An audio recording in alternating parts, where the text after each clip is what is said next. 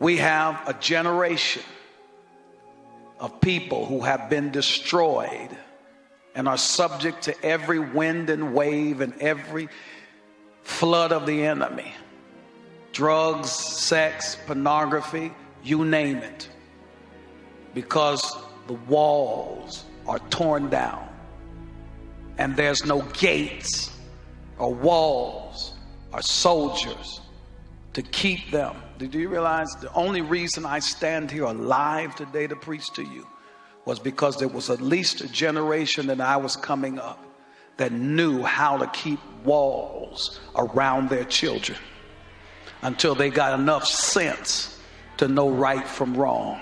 And I'm here to say I got a bunch of witnesses in here. I was made to go to bed at 9 o'clock, even though I was mad as hell. And I thank God because I don't look my age now. Some of you 20 and you look older than me. Some of you, your babies smoking cigarettes and hanging out on Peachtree Street because there's nobody to tell them no. And they're being sexually abused and everything else. And I want to look at you and suggest something to you. Until we can cry about somebody else's problem, we can't touch it. And the problem with the church is allowing a whole generation to go to hell, unwalled and ungated. And we ain't even crying about it. We ain't even fasting about it. We don't really care about it, just as long as I get my breakthrough and my dance and hear my song. Right now, church, we're standing at the gateway of a new day that's already sprung.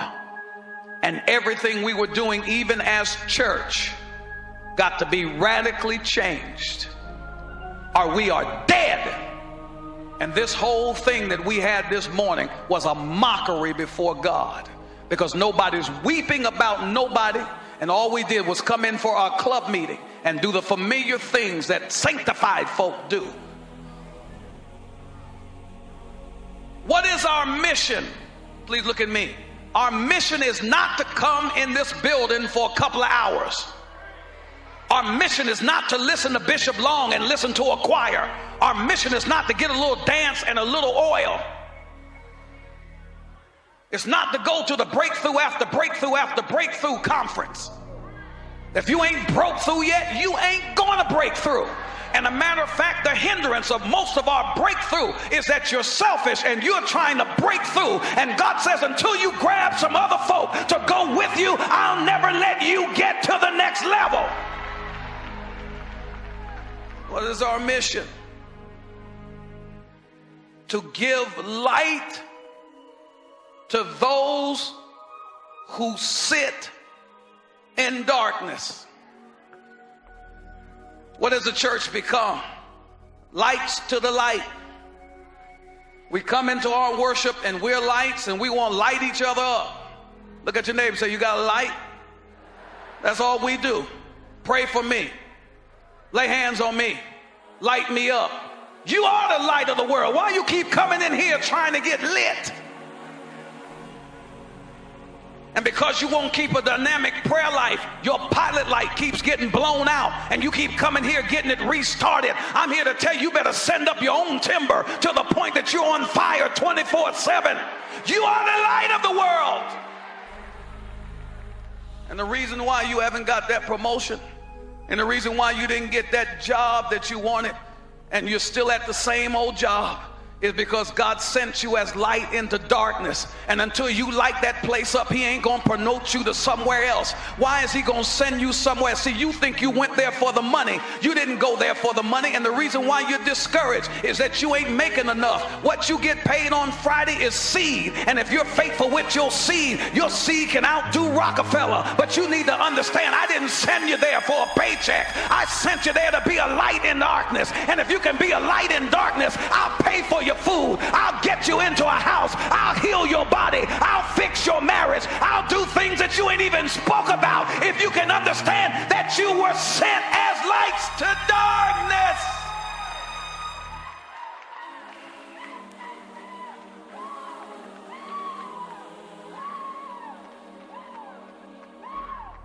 Kids are being raped right now. Girls are being prostituted. Fathers are raping their children right now, and we're sitting in here having church.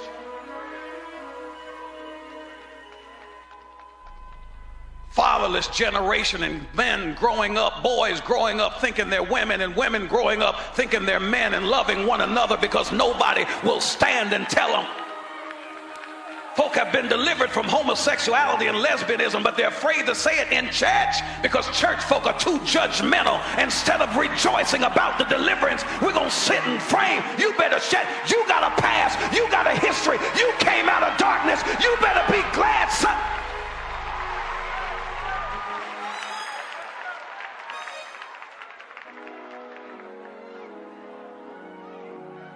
You weren't always all that.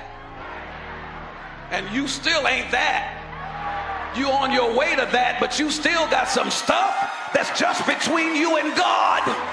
And God said, I ain't releasing you from that stuff until you release somebody from where you've been. You are a light unto the darkness.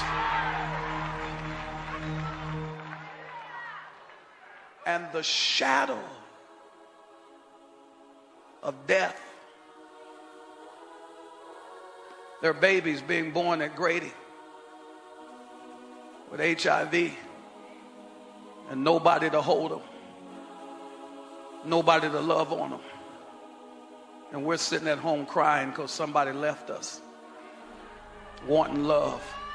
You want love? Go to Grady and say, you got any babies I can hold? Because those babies will hold you. They're innocent of their plight. So even though the doctor can't help you, the doctor is here. And I'm by his stripes. I'm declaring right now, even in the valley and shadow of death, you shall not die, but you shall live and proclaim the goodness of God. My calling to fulfill is to bring those out of the shadows of death and to bring them out of darkness. Not go to church.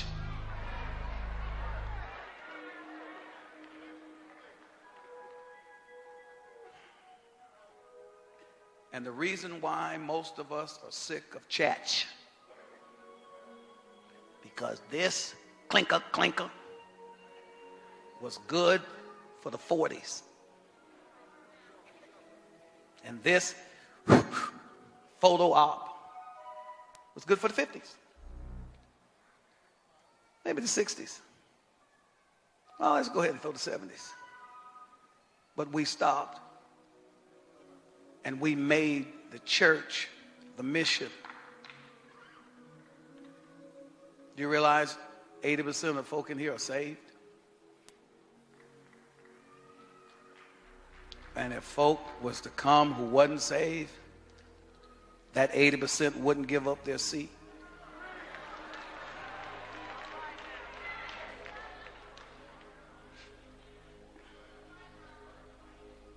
We got to radically change. We got to stop saving the front rows for deacons and stuff and make that for visitors. And when we find out who's coming in for the first time, whether they got a do-rag, an earring pierced through the nose, drunk, high, whatever.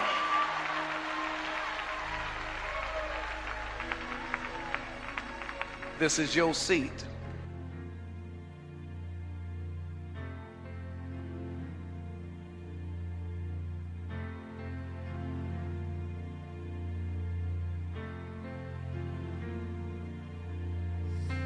It's harvest time, the wind will blow. It's harvest time.